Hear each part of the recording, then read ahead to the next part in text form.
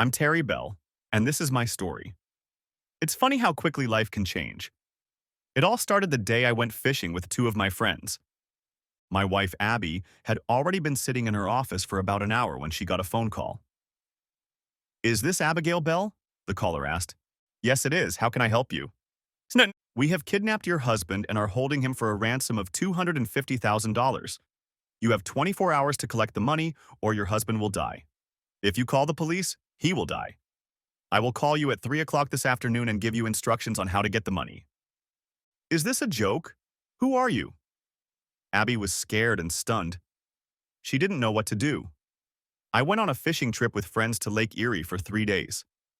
I didn't even bring my cell phone with me because we didn't want anything to interfere with our fishing trip with two of my friends. My friends and I sat on my boat on Lake Erie, drank beer and fished, having a great time. We had never gotten out that often, and we all really enjoyed fishing. My boat was quite large, a 35-footer that could even accommodate 6 people if they were friendly, although we rented a cabin to stay in for the night. For the last 6 years, we've done this kind of camping and fishing trip once a year. While I was sipping another beer, the Coast Guard came speeding up to us and stopped next to the boat. With guns at the ready, they asked, "Is one of you Terry Bell?" "That's me," I replied. "What the hell happened that you pulled a gun on us?" "I'm sorry, sir, but we were asked to find you. We've been told you've been kidnapped and are being held for ransom." "I can assure you I'm fine. These are two friends of mine, Joe and Al. They are also two of my employees. We came here to fish for a few days. We decided to do without cell phones. We didn't want to be disturbed, we just wanted to fish. Could you please point your weapon in the other direction?" "Excuse me, Mr. Bell. We'd like to board your boat and take a look around. Do you have any weapons on board?" "Just the standard flare guns and other emergency items you'd expect to see on a boat. Welcome aboard."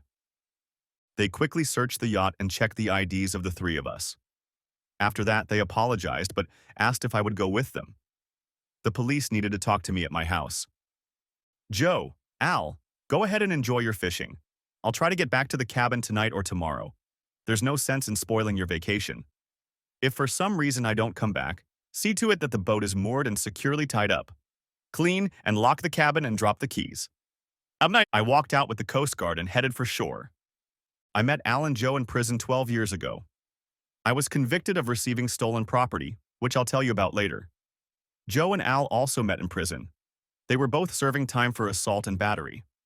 Apparently, they each caught their wife cheating and beat up their wife's lover. They could have gone to jail for attempted murder, but they took the deal, reducing the case to assault and battery. Needless to say, they both divorced. During our time in prison, the three of us became good friends and had each other's backs. When I was released shortly afterward, I told them that I would do everything I could to help them when it came time for parole. Before parole, I served 3 years. My father owned an auto parts warehouse. I had worked for my father since high school and eventually took over the business when my father became ill and passed away. A year after I got out of prison, Al and Joe were released on parole. At the hearing, Dad and I told the parole board members that we had jobs for both men at a parts warehouse. They needed a place to live, and Dad mentioned that he had a house near the parts warehouse and could rent Al and Joe a trailer each to live in. Since they were offered jobs and had a place to live, they were both released from prison. The parole happened 8 years ago, and both men thanked their father and me. They had been great workers, and now they were also good friends of mine. They were each able to buy a used car at a good price at the junkyard. They became mechanics and tow truck drivers. They were jack of all trades, and there was nothing they couldn't do at the junkyard. All they needed was to start a new life. They even started dating and eventually got married and had their own homes, each with their own families. Undoubtedly, they were grateful to Dad and me for helping them. They continued to work for us and were well paid. The police drove me home as I didn't have a car. As I walked in the door, Abby ran up to me and hugged me. "Thank God you were safe. I was so worried about you. Where have you been?" "On the damn lake, fishing until the Coast Guard came up to the boat with guns. What the hell is going on?" The man stepped forward. "I'm Detective Abel. I'm in charge of this case. We need to know your whereabouts for the last 24 hours. "Bullshit. You guys took me off fishing and I want to know why before I tell you anything." "Fair enough. Your wife called us this morning and said she got a call at work saying you'd been kidnapped and were demanding a ransom of $250,000. The caller said he would call you at home at 3 mine. We have everything set up and are waiting for the call. This has to be some kind of sick joke. Who the hell would try to kidnap me? I own a goddamn warehouse and trailer park. You think they want auto parts or a used horse? Abby, did they say anything else? They said, you have 24 hours to raise the money or your husband dies. If you report him to the police, he'll die. I will call you at 3 o'clock and give you instructions on how to get the money. I was so scared. They told you that if you called the police, they would kill me, and you called anyway. God, if that was real, I could be dead. Abby began to cry. Mr. Bell, your wife made the right decision. She didn't know what to do. There was no way she could have handled this on her own. That's easy for you to say because it wasn't your life on the line, damn it. God damn it. What's going to happen now? I'm fine. Can't you all just get out of my house? You can see I'm fine. Mr. Bell, we have to take every threat like this seriously. We'll stay here and see if another call comes in. Now, would you mind telling us your whereabouts for the last 24 hours? Sure. Joe and Al picked me up early yesterday morning. We rented a cabin on the lake for 4 days. We drove there in the car, took my boat, and went fishing. We arrived in the evening, cooked a meal, ate, and relaxed in the cabin. This morning we had breakfast and were on the road again before the Coast Guard caught up with us. You know the rest.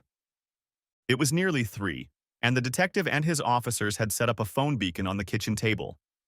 He was going to have Abby talk to possible suspects if a call came in. I was sitting in the living room with 2 other detectives drinking coffee.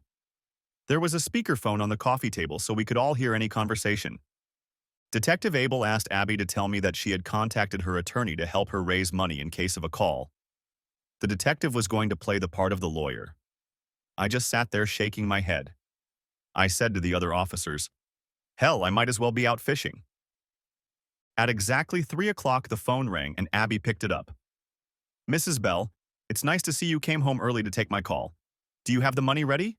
The caller asked. The voice was disguised. Not yet. I've contacted a lawyer to help me get the money, Abby replied. What? I told you that if you contact anyone, your husband will be dead. Did you contact the police too? No, only with a lawyer. I'm sorry, but I didn't know how to get that money. You just told me not to go to the police. Please don't hurt my husband. Put the damn lawyer on. She did as she was told, and Detective Abel picked up the phone. This is John Wells. I'm the Bell's attorney. What exactly do you need? We knew he was just wasting time and trying to trace the phone. What the hell is this? We need the damn money or Bell dies. Is that clear enough? If we find out you or Mrs. Bell called the authorities, he dies. This isn't some goddamn game. I'm not playing either. Before we give you that kind of money, we need to know that you have Mr. Bell and that he's alive. A commotion was heard on the other end of the phone. Then we all heard a voice.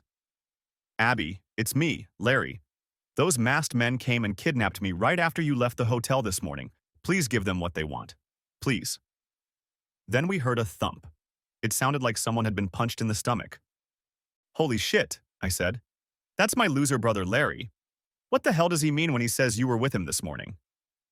As you can see, sweet Abby, we know you lied to us. Was that your husband yelling in the background? Does he know you were having fun with his brother? Looks like we got the wrong Bella. You see, we went to the dump yesterday and they told us Mr. Bell was on vacation for a few days. So we stopped by your house yesterday morning to see if he was gone and saw you were on your way out. We followed you to your hotel. Your room was registered to Mr. and Mrs. Bell, so of course we assumed it was your husband. After you left the motel this morning, we kidnapped the wrong Mr. Bell. He told us over and over again that we had the wrong man. We didn't believe him until he told us he had a twin brother. What do you want now that you don't have Terry Bell? The detective asked, posing as a lawyer. Said $300,000 by 9 o'clock tomorrow morning or Larry Bell dies. The extra money is for the lies and trouble we went through. Tomorrow morning we'll call you where to bring the money. No more games, no more money, he dies. The caller hung up and I stood up and started yelling at Abby. You goddamn whore, now you're having fun with my brother. I won't give a dime to save his ass. The bastards who caught him will only save me from destroying someone. 2 officers stood between me and Abby and asked me to sit down. I walked over to the refrigerator and got myself a beer and turned on the TV. I will have nothing to do with my gigolo brother or my whore wife. As soon as this farce is over, we'll get a divorce. The detective told Abby that he needed to know if what the kidnappers said was true. He needed to know her every move from the moment she left the house the previous morning. She was very upset and crying, but I acted like she wasn't even there. I didn't care anymore. Abby did explain to the detective, but she tried to talk so I couldn't hear, but I heard everything. She met Larry at the motel. His wife thought he was out of town. They had been lovers for months. I sat there getting more and more angry that I was being played. After dinner last night, we went to our room. I'm not going to tell you about how we made love, Abby replied. I shuddered. Made love? My brother never loved anyone. He only wanted your slutty ass because you were married to me. He didn't care about you, and now I don't either. Abby kept talking, but now she was afraid of me. She was glad the police were around. We said goodbye in the morning and agreed that I would see him in the evening. I went to work to make it look normal. When I arrived and got settled, I got a call that my husband had been kidnapped. That's when I realized how worried I was about him. I didn't know what to do, so I called the police. I have already told you the rest of the story. Did you expect to return to the room tonight? The detective asked. Turning away from me, she replied, Yes, we got a room for 2 nights. Damn whore, I shouted. One of the cops jumped up to restrain me, but I didn't get up even though I really wanted to. Once in jail was enough. Larry and I really were twin brothers. We may have looked alike, but we were completely different. I liked mechanical things, and Larry was more interested in girls. We usually got along as kids, but only because I was lenient. We both dated, but Larry always got my girlfriends. He was the more suave conversationalist and usually stayed with a girl, dumping her after he got what he wanted. My philosophy was that there were plenty of fish in the sea, and if girls wanted Larry that badly, so be it. I was never in love with any of them. Our mother died of cancer when we were each 18, and we lived alone with my father until we graduated from high school. Larry wanted to go to college and become a salesman. He had the gift of gab, and he would be good at it. The only person Larry really cared about was himself. I, on the other hand, worried about my father. He had owned a scrap metal business for most of his life. To most people, it was just scrap metal and junk, but his fortune exceeded $1 million. Most of the money was invested in what was called inventory. I didn't go to college. I stayed home and helped my father. We worked hard and helped grow the business. Dad was very proud of me and the business. One night I went to a party and met a girl. We started dating and got married a year later. She moved into the house with me and Dad. Eventually, Dad said we could live in the house and he could live in one of his trailers in the yard. It was all he needed and gave us more privacy. Over the next 3 years, my wife Beth and I had 2 children. Everything was going well until Larry came home from college. One day I saw Larry trying to hit on Beth and we hit it off. Being the stronger of the two, I slapped his ass and yelled, "If you come near her again, I will destroy you." Beth didn't utter a word. She knew to be quiet when I was angry. I'd never accused her of anything, and she was fine with that. But I had my suspicions. Neither Beth nor Larry ever denied what I said. After that day, Larry and I rarely saw each other. We kept in touch, but Larry kept his distance from Beth. After graduating from college, he took a job as a sales representative for a window and siding company. He often spent several days a week traveling, but it gave him the opportunity to meet many women. He had the gift of gab and always found common ground with women who had money. He would live with them for a while, and after using them, he would find another. His job paid okay, but it didn't fit the lifestyle he wanted to lead. He was living large because of the women he dated. It's been 12 years since I married Beth. We had a good marriage, but now I was always suspicious about her. But our children were fine. Because of them, I never gave cheating a second thought. Just about that time, my father got sick.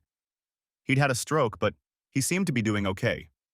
I decided to call Larry and ask him if he wanted to join a salvage firm, but he just laughed at me, saying, "He wants nothing to do with our dump." Of course, Lou, our father, was uncomfortable, but I told him I would always be there for him. One day we had a man come in with several cars he wanted to get rid of. Dad made him an offer under the table, and he accepted. Unfortunately, my dad had done this several times before to avoid paying extra taxes. Because of this, He never checked the cars against the VIN numbers. A few days later, law enforcement came to the house with a search warrant. Apparently, the man who sold the cars to my father told the cops that he had gotten rid of them in our parking lot. They found the cars and were preparing to arrest my father for receiving stolen property. There was no way I was going to let my father go to jail. I stepped forward to speak to the agents. "Sir, I have accepted these cars. My father never knew about it. I was going to take care of the registration, but I didn't have time. All they had to do was arrest someone. I was arrested and pleaded guilty. I was found guilty and sentenced to 5 years in prison. My father was distraught and said he would do anything for me. I hugged my father and he tearfully told me how sorry he was. The day I was deported, I realized that my father would not survive prison. He already had a bad heart, and I didn't want him to die alone in prison. Beth left me and filed for divorce 2 months after I was sent to prison. She said she didn't want to live alone. She took the children, of course, and soon began dating an insurance agent and married him a few months later. I was very upset about losing the kids, but said to hell with her. I corresponded regularly with my father. He came to visit me every month. Several of his cousins helped my father. Coming out of prison, there wasn't much I could do in the salvage business. At least my father trusted his cousins who were a little younger than he was. During my time in prison, I got to know Al and Joe. They seemed like pretty decent guys to me. Each of them told me a similar story about catching his wife with a lover. In each case, they had beaten them so badly that the lovers had to be hospitalized. I realized that this could happen. I almost did it to my own brother. I told them that when they got out on parole, I would do everything I could to help them.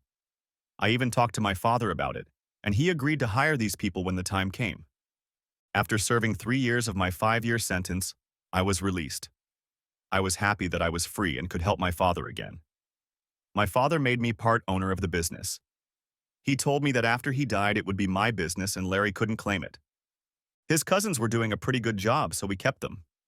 Dad said they worked a little harder after I got back. That made us both smile. The next year, we hired Al and Joe. We kept the promise we made to those two men.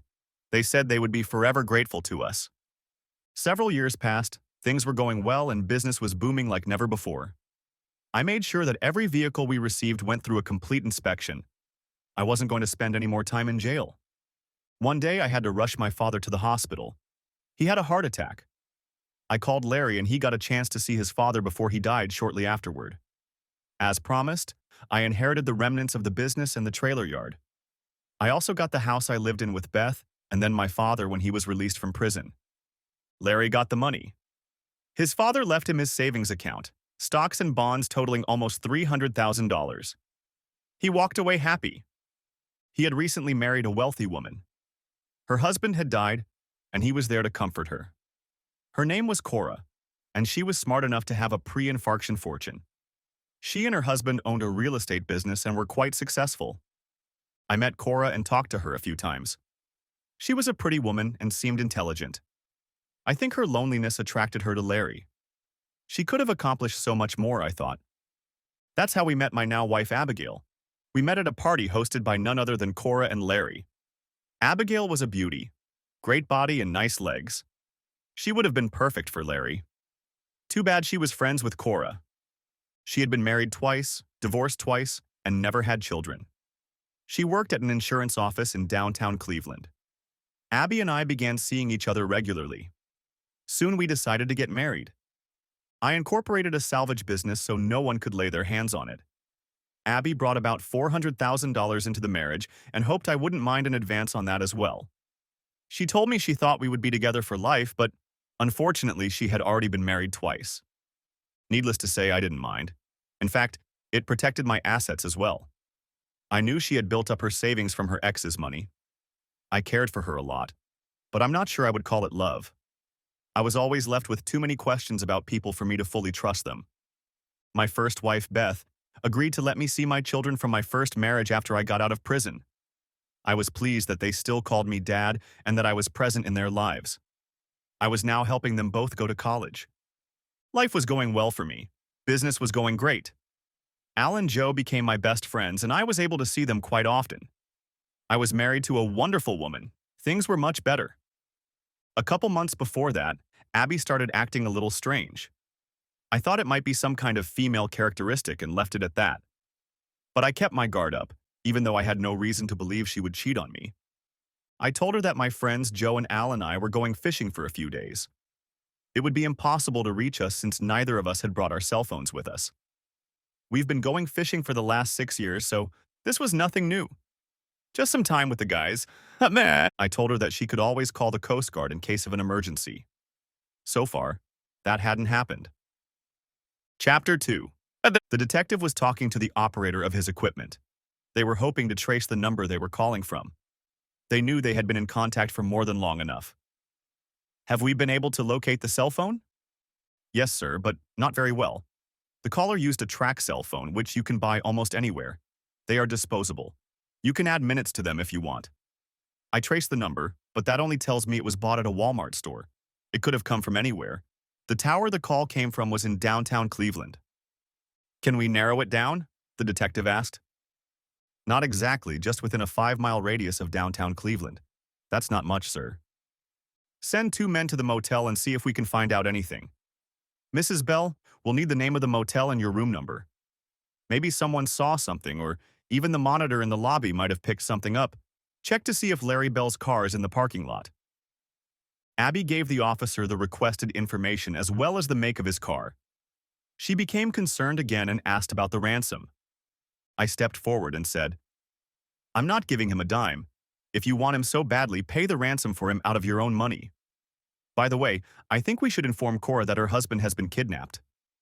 No, we can't call her, said Abby. On the contrary, Mrs. Bell. We need to talk to her and find out what she might know, Detective Abel said. Besides, it's her husband, and she deserves to know that he's been kidnapped. Detective, let me call her. I'll have her come to the house and you can interview her here, I asked. Okay, but get her here as soon as possible, Detective Abel said. Hi, Cora, this is Terry. Do you have a chance to come to our house? We have something important to discuss with you, I asked Cora. Does it have something to do with Larry? He's supposed to be in Pittsburgh and he's not there. Do you have any idea where he is? Cora asked. No, I don't know where he is. The detective is at our house right now and he needs to talk to you, but not on the phone, so please hurry, I asked. Cora arrived 15 minutes later. I met her at the door and took her hand as she walked into the living room. What's going on? Where's Larry? Is he okay? Mrs. Bell, Detective Abel said. Just call me Cora, since there are 2 Mrs. Bells here. Where's Abby? Is she here? She went to the restroom.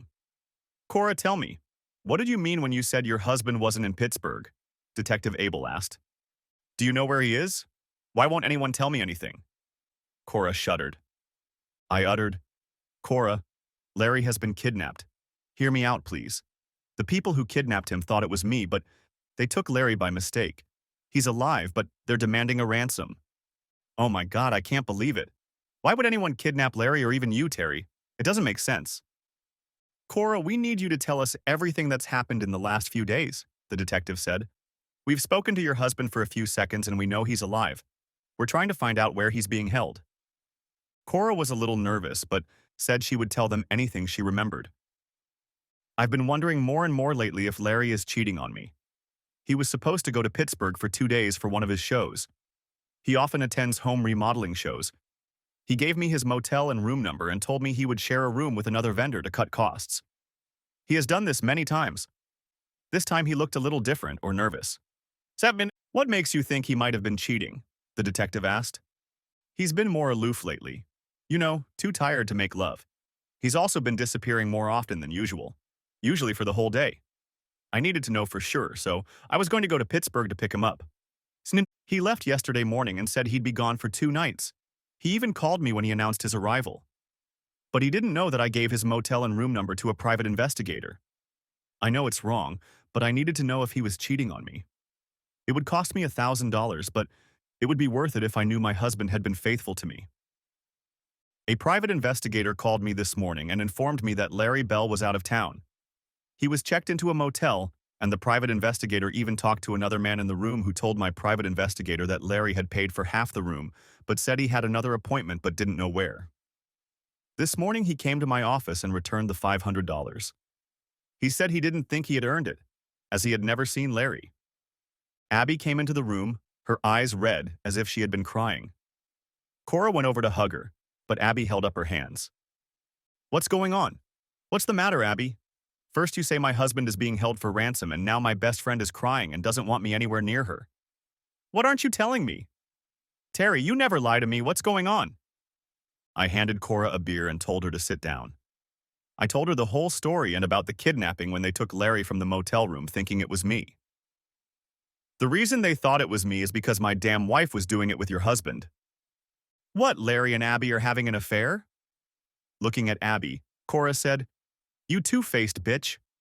When I told you I thought Larry might be having an affair, you comforted me and told me he wouldn't do that to me. And now I find out you're the one having an affair with him. Cora started to cry. I put my arms around her and pulled her to me. When she came to her senses, the detective asked if she had anything to add. Add? I thought. Is he messing with me? He gambled a lot and lost a lot of money. I don't know if it had anything to do with the fact that they wanted Terry, Cora replied. The detective asked me if there was anyone I thought might try to kidnap me. Any enemies or someone who would know I had money. That's the thing, I replied. I'm worth a lot of money, or at least my business is worth that kind of money, but I don't have anywhere near the amount I could get quickly. It takes me a while to sell mutual funds and stocks. There's no way I can get, say, 100,000 quickly. As for someone trying to get the money, my asshole brother probably set it up himself. Since he's sleeping with Abby, he probably knows that she has a few 100,000 that she can get her hands on quickly. Abby shrieked. He didn't do any of that. He loves me, and we were going away together. He's never asked me for anything. You're just jealous of him, and you always have been. You goddamn whore, Cora screamed. You can have that asshole. I've spent enough on him already. He even took money out of my account. I had to sue. After he comes back, I don't want anything more to do with him. Detective Abel realized that the situation was getting out of control. He asked everyone to calm down for now. We have yet to find the kidnappers and Larry Bell. Mrs. Bell, he looked at Abby. We need to find a way to get the $300,000. Your husband has made it clear he's not going to help. Are you in a position to raise that amount of money? Cora, it's your husband. Do you have that kind of spare money? Cora looked at me. What am I going to do, Terry? I have a couple 100,000, but that's all I have left. He's my husband until I file for divorce. Don't spend a dime on him. He doesn't deserve it. He's been using you and spending your money for years. He wants Abby. Let him use your finances to bail his ass out. That would take almost everything I have, Abby replied. You're both horrible. He's your brother and your husband, Cora. Don't you really care at all? I muttered. He's a jerk who entertained my wife and cheated with a much better woman. You want to save his ass? Then take action. Personally, I don't care anymore. Cora, I'll be ahead of you in line to file divorce papers in court on Monday. Please bring coffee for me, black with sugar. Cora said nothing, but there were tears in her eyes. Detective Abel had sent 2 officers with Abby to collect the ransom. It was almost all she had left of her savings. Since we'd been married, I'd paid for everything. She bought a few personal items for herself, and now I suspect she gave Larry some money or bought him gifts. When they came back with a satchel of money, I got up and said I was leaving. You can't leave, said the detective. Why not? Either you arrest me or I'll leave and go fishing with my friends again. I'll take my cell phone with me in case you need to call me about the funeral. I knew I said it horribly, but at that moment I didn't care. Cora told them she couldn't stay at the house because of Abby. She would go to her house, and the detective told her that he would put a security guard at her house to watch the house until this ordeal was over. He will keep her informed of what is going on. I looked at Abby. I'll stay in the cabin for a couple more days. Once you get your lover back, I'll expect you to move out of my house. Remember what you wanted? The house is mine. Detective Abel didn't know what to do with me. He had no reason to keep me at his place, and my presence here wasn't helping matters. His main concern was getting the hostage back safe and sound. He walked me to my car and told me to keep an eye out for anything suspicious. After all, I was the original target. I told him I didn't really think so, but thanks for your concern. I got in the car and headed back to the cabin. A few hours later, Al and Joe returned to the cabin. They had gone into town and came back with fresh pizza and beer. I told them all that had happened. The next morning around 8 o'clock, I got in my boat and went fishing. As I passed the Coast Guard, I turned on my very loud fog light and waved at them. Something told me they were told to keep an eye on my boat. I just made it easy for them. Al was driving. By the time we got back to the cabin, it was about noon. We made sure we turned on the siren before the Coast Guard. We didn't want to make their job of watching us any harder. Around 3 o'clock, a car pulled up in my driveway. Al and Joe were just getting out of it. Al in my car and Joe in his. It was Detective Abel and 2 other detectives, all in suits. You certainly don't look dressed for camping or fishing, so I'm assuming you're here on business. Where are your friends headed? Detective Abel asked. I told them I was going to rent the cabin for a couple more days and they could stay. They asked if they could bring their wives and kids and stay a couple days. Of course, I said yes, and they followed them. I think they're going to love it here. We all came here in Joe's car and I loaned mine to Al to drive his family. So, why are you here? Where were you able to save my wonderful brother? Rustlin, I decided to come out and tell you what happened this morning. We were able to find your brother. He was pretty shaken up, but he's going to be okay. I think you were wrong in thinking he was involved in this kidnapping. I've known him all my life and he's always been involved with women and money. I stand by my assumption of his involvement, I told the detective. You guys want a beer or a soda? A Coke would be good. We're on duty, so we can't have a beer.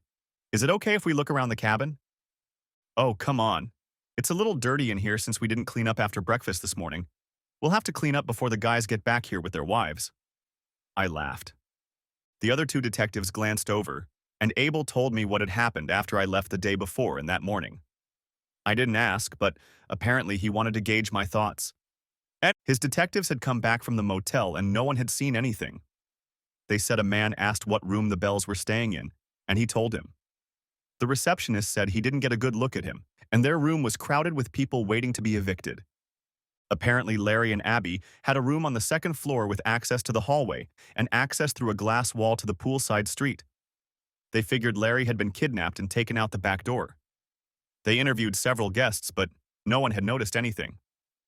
Larry's car was still parked in the motel parking lot. He must have driven away quickly because almost all of his belongings were there, even his wallet. But there was no money in it. There were no credit cards either, so maybe if the kidnappers tried to use them, they could be caught. The other 2 detectives came over and sat down with us. I got up and got the chips and dip. I went and bought each guy a drink and myself a beer. Looks like you're going to have to stick around for a while if you want to tell me what's been going on this morning. You might want to grab a bite to eat. Sorry, we don't have any donuts.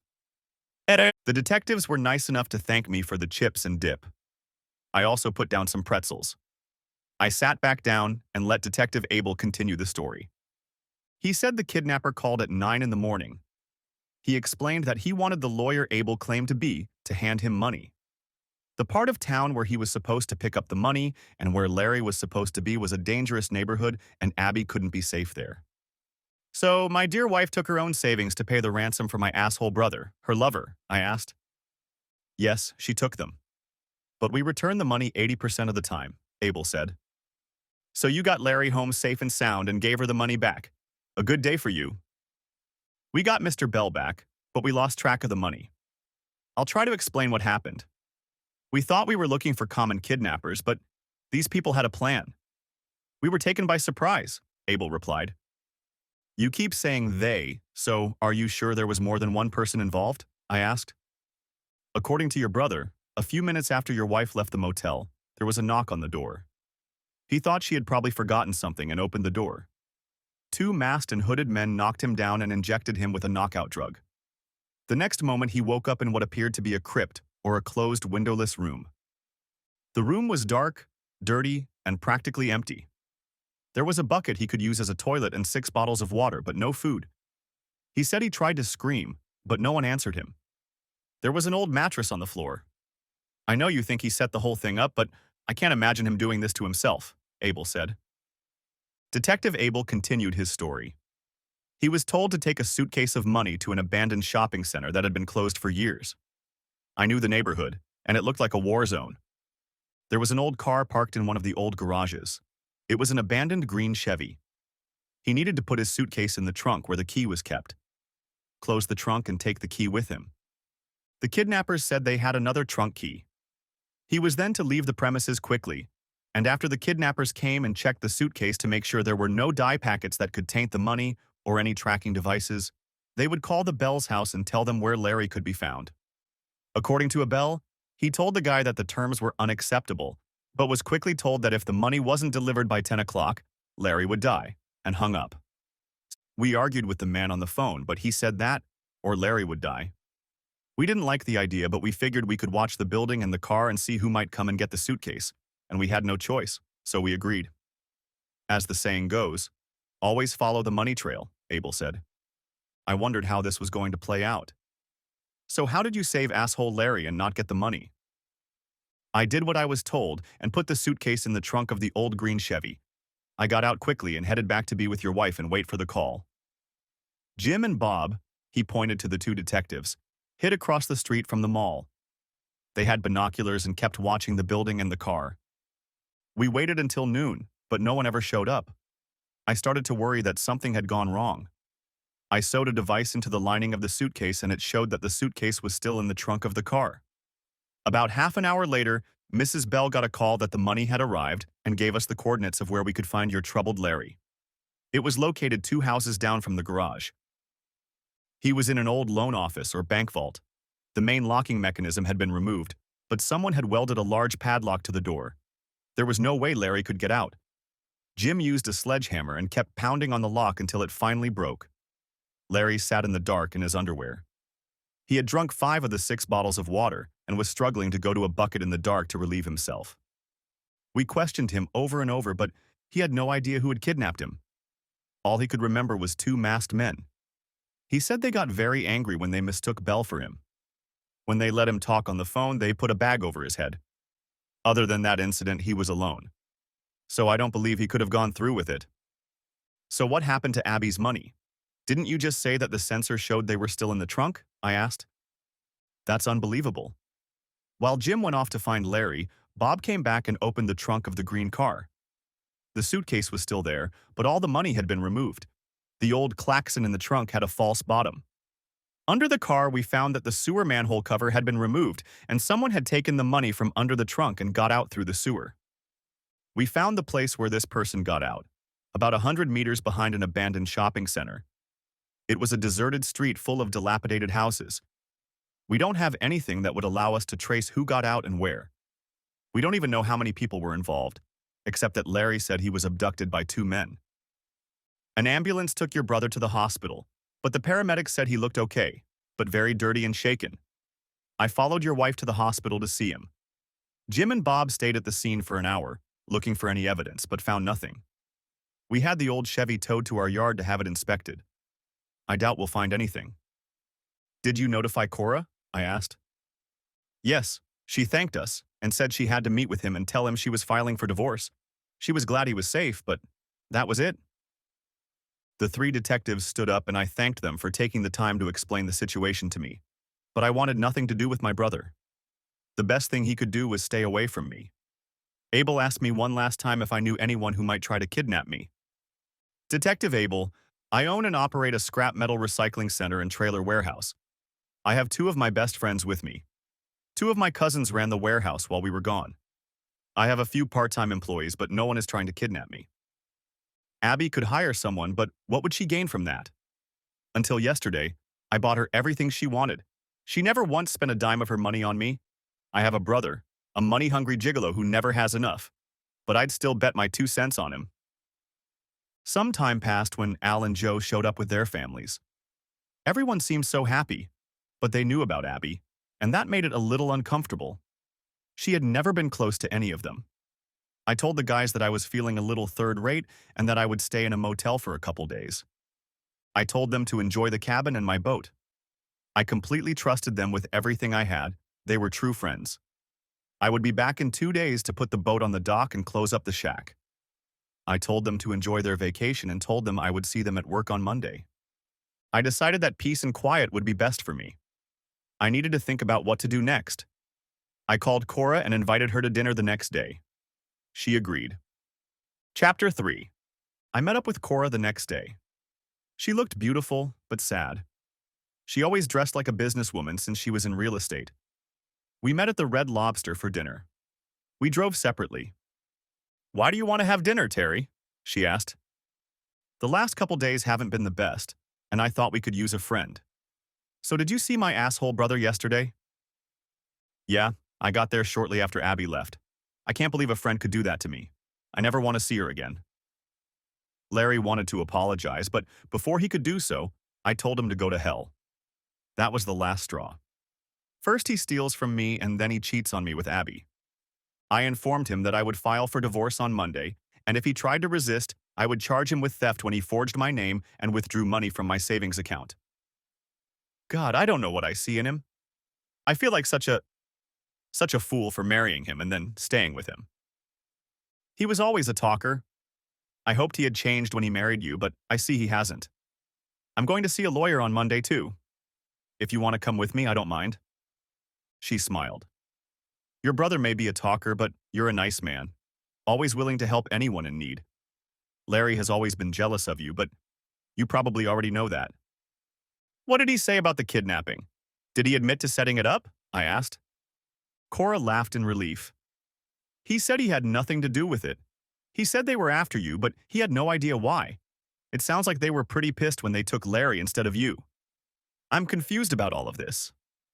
Maybe you know something, but you're not telling me? Let's leave it at that for now. Talking about my brother makes me sick. How about we go see a lawyer together? We can even have lunch, I asked. Terry, I've always cared for you. I wish I had picked the wrong brother, but I didn't know you then.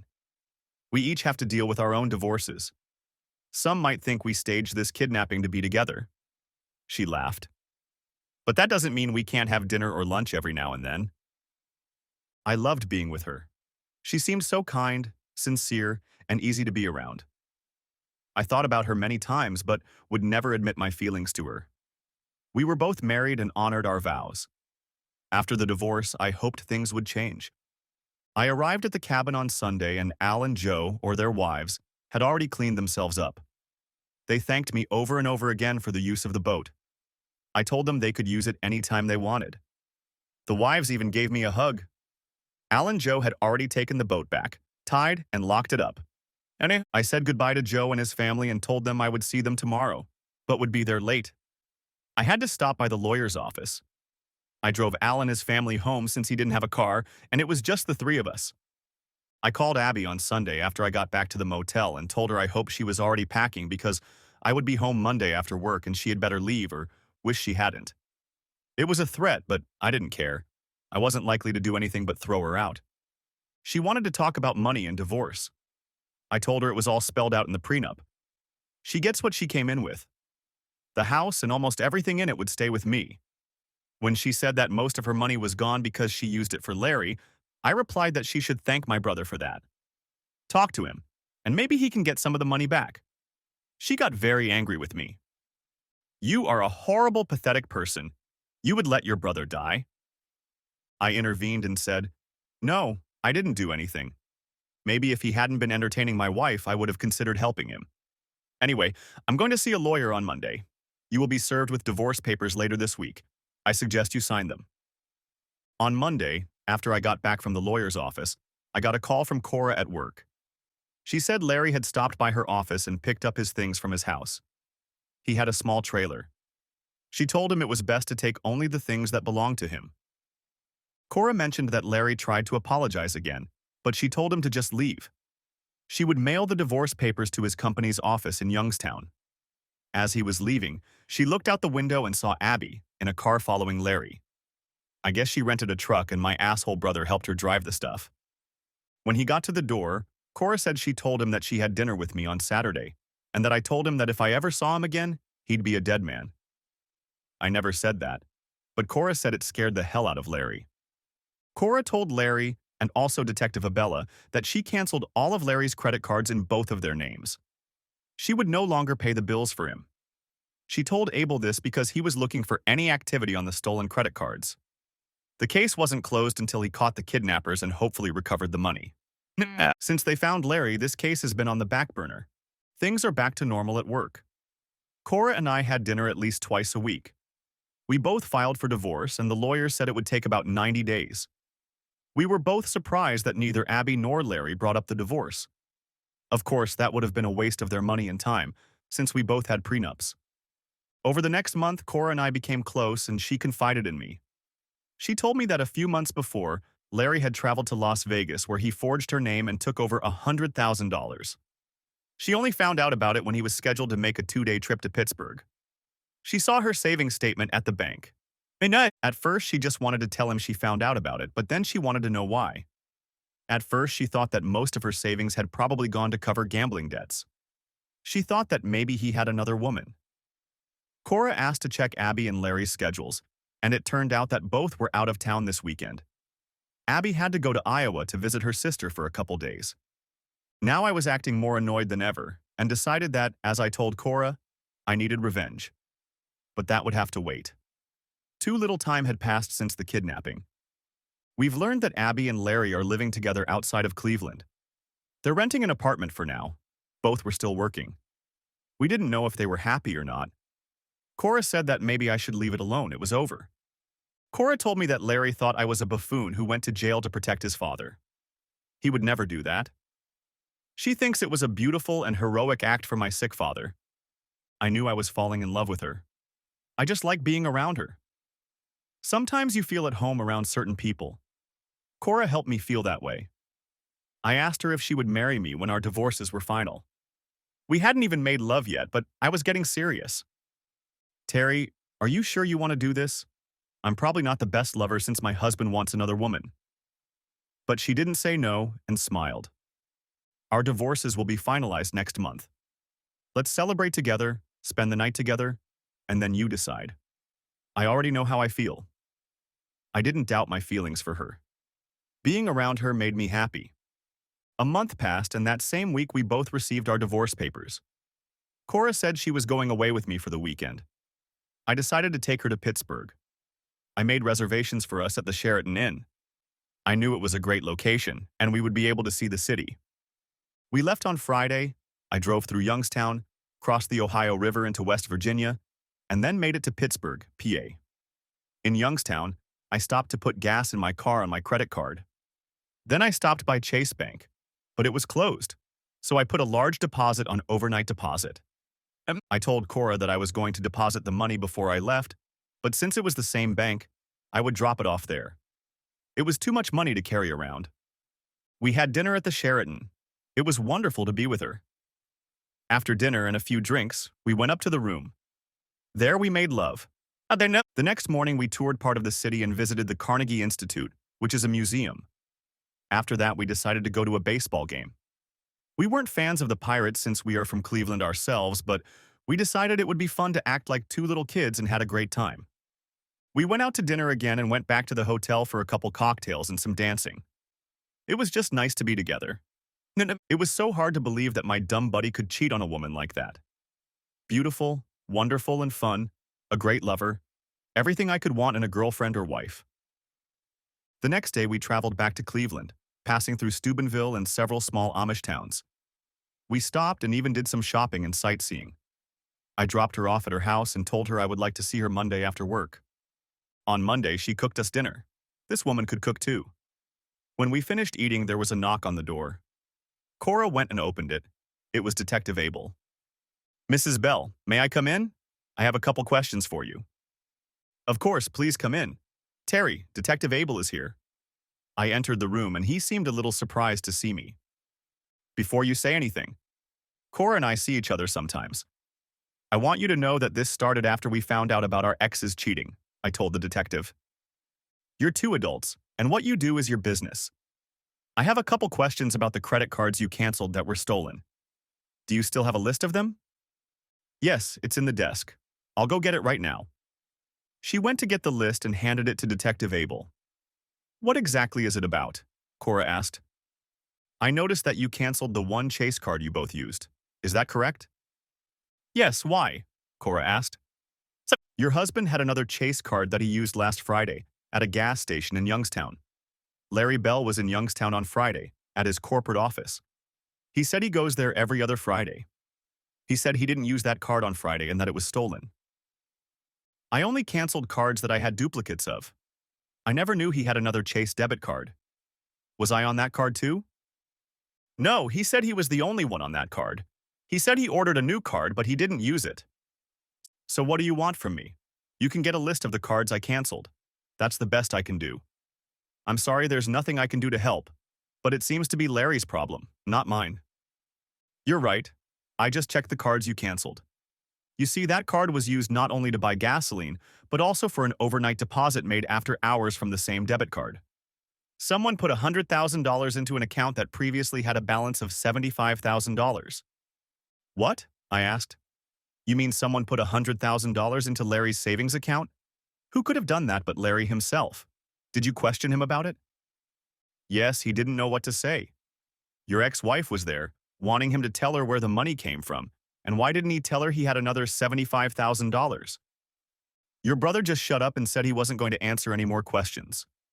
You may have been right, Mr. Bell, about your brother, but we can't prove anything. We were just tracking the cards that were reported stolen. Your brother said this card wasn't stolen, but he wasn't sure of that when he gave me the list. When the detective left, Cora looked at me. I realized that she wanted to talk to me. I decided to start the conversation by asking her if she was going to marry me. Terry, I care about you, I really do. But I have one problem, and it's a very big one, Cora said. What's that? I'm sure we can solve it if we try. It has to do with the kidnapping. I have a feeling you know more than you've told me. If we're going to get married, I need you to trust me. I've been married twice, and both husbands lied to me. I don't just mean the cheating. I don't want to go through that again. What makes you think I know any better? I smiled at her. Terry, we were in Youngstown on Friday. You got gas and went into Chase Bank to make a deposit. I've been taking care of you for a very long time. I know you had the same feelings for me, but we were both ready for marriage. I guess you found out about Abby and Larry and set up this kidnapping so I could see what kind of bastard I was marrying. So what do you want to know? Did I know about it? Was I involved? Just the truth, that's all. I want me to always be able to trust you, and you to always be able to trust me. You made that deposit in the bank knowing I would question it, Cora replied. That was a big step for me. As big a step toward trust as I'd ever taken, with the exception of Al and Joe. Cora was right. I needed to trust her more than anyone else if we were going to be together, and she needed to trust me too. Okay, I'll just give you a few details. One of my best clients said he thought he saw me in Las Vegas. He said he walked up to a guy he thought might be my twin. The guy was hugging the woman as if she was his mistress. He said, "What the hell are you doing, you stupid son of a bitch?" According to him, the guy got angry and told him to back off. That's when he realized it wasn't me. I showed him a picture of Abby and me and asked him if she looked like the woman the man was holding on to. He said yes, and I told him it was my twin brother and his wife. He said, "Damn, he was all over her and wasn't afraid to grab her right there in the casino. It must be the newlyweds." I just agreed with him. I called Abby's sister and she'd never been there, so I knew what was going on. Abby went to Las Vegas with Larry, and I figured you were the one who paid for the trip. I paid for her airfare, presumably to her sister's house. I checked Abby's savings account, but she hadn't withdrawn any money for the trip. So I decided to find a way to get even. I enlisted the help of a few close friends I could trust. The rest is history. You would have let him die? Cora asked. Of course not, but I wanted him to suffer. I despise him, but he's my brother. I was just hoping you wouldn't help bail him out. It surprised me that Abby gave the money, but I'm sure she thought she'd get it back after they found the kidnappers. Why did you give him the money on Friday? I don't understand. I threw away all of his credit cards except the one in his name, only after you mentioned that you canceled them all. I checked it, and when I found the balance was $75,000, I figured that was the money he took from you. A card with that kind of money, I was sure he would have reported it missing or started a duplicate, but he wouldn't have told you. I bought gas with it so Detective Abel would know the card had been used. I put the money in his account. He's so greedy for money, there's no way he'd say he didn't put that money in. At the same time, I figured it would ruin the relationship between Larry and Abby. She'll always believe it could be her money, and it really is, I laughed. There's no way he can explain where he got that kind of money. What did you do with the rest of the money? I didn't need any of it. I bought stock in my company for two of my friends who helped me. $50,000 each and put it in their names. They now own about 4% of the stock in my company. I told them not to mess around with them for a while. They both said they liked having a share in the business. The last 100,000 I've been holding out for you. That's the money my brother stole from you. I think you should put it in the real estate account since a lot of money goes through it. Cora didn't know what to answer. I was the criminal who kidnapped her husband. What to do with a guy like me? I was as honest as possible and told her the whole truth. She knew I did it to get back at both Abby and Larry, but at the same time I helped her. I didn't take a penny for myself. Well, I've told you everything. I guess it's up to you to decide if you can trust me. I love you, Cora, and I want you in my life, and I promise not to lie to you. She kissed me, walked me into the bedroom, and we made love. Epilogue. We were married 2 weeks later. We decided to rent a cabin and play the wedding there. It was so nice there. Al and Joe and their families were there, as well as all my staff. Cora's parents were there. I met her sister and other relatives, as well as a few people who worked for her. It was too cold to swim, but everyone went for a boat ride. No one mentioned Abby or Larry. Nothing was said about the kidnapping either, but I saw Cora hugging Joe and Al. She knew who my real friends were. There was a lot of food and music at the wedding. Cora and I knew we were surrounded by true friends and family. Her parents were a little shocked that I looked like Larry, until Cora told them he was my twin brother. After everyone left, Cora and I went on a moonlight boat ride. We spent 4 days fishing and just enjoying each other's company. Cora and I had a tentative agreement, but it was all about business. I owned my parts warehouse and she owned her real estate business. We split everything else between us. I sold my house where I'd lived all my life, and Cora sold hers. We bought a condo together to start fresh. It was wonderful to come home to Cora. Sometimes we had dinner out of the house and sometimes we had dinner at home. Al and Joe's wives became Cora's best friends. Since Cora could not have children, we often watched their children. We were Aunt Cora and Uncle Terry. We are now considering adoption. As far as we have heard, Larry and Abby are no longer together. Furthermore, we have heard that Larry has moved out of state, which is fine with me. Cora said she saw Abby a few times when she was away on business. She's put on weight and was seeing someone from her insurance firm. She never talks to her and only shakes her head when she sees her. We never heard back from Detective Abel, so I guess the kidnapping case is closed for now. Thanks for watching, hope you enjoyed, subscribe to my channel, and watch for the next video.